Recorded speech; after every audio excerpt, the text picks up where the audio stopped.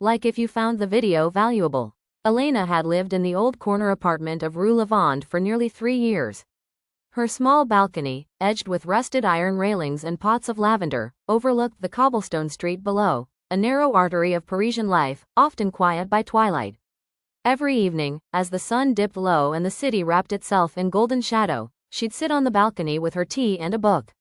It was during one of those evenings that she first heard it, a violin, soft at first, like a whisper rising with the breeze. The melody floated up from the street. Not grand or showy, no clumsy scales or harsh strokes. Just longing, a tender, trembling sound that stirred something in her chest. She leaned forward, peering over the railing. But the musician was tucked into shadow, just beyond the reach of the flickering gaslight. The next night, it came again. And the night after. And then every evening at 7 o'clock sharp.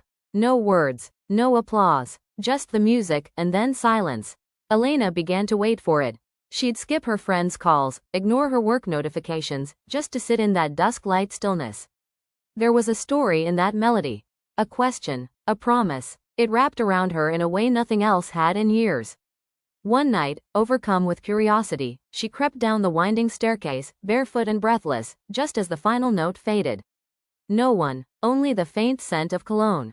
And a single white rose left on the bottom step. The next evening, the melody changed. Softer, slower, a lullaby. It felt like a reply to her curiosity. She left a note. Why do you play here? Who are you? The paper was tucked into the wrought iron fence with a ribbon. But no answer came, only music. The mystery wove itself into her days. She dreamed of the violinist's hands, wondered what he looked like.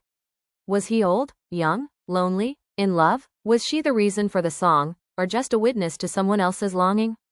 Days turned to weeks. Then, one evening, the music stopped. Elena waited, breath held. Nothing. For the first time in weeks, the silence felt heavy, like a door had closed. She leaned forward, hoping. But all that greeted her was the soft creak of the wind through the lavender. She barely slept that night. The next day, a letter arrived. No return address. Inside was a single sheet, handwritten. I played because I saw you. Every night, so quietly reading, sipping your tea. You looked like peace in a world that had forgotten how to breathe. I never meant to intrude, only to offer something beautiful in return. I've been offered a position in Vienna. I leave tonight, but thank you, Elena, for letting me fall quietly in love with the sound of you simply existing. There was no signature, only a pressed white rose. Elena read it again and again. Her heart felt like it was being stitched and torn at the same time.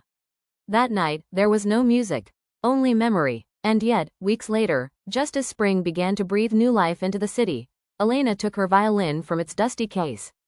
It had been years since she played, but now she had a reason. That evening, beneath her balcony, a man paused, tall, with a suitcase in hand. The same soft cologne. He looked up, and for the first time, she saw him. She played, and the song beneath the balcony was hers.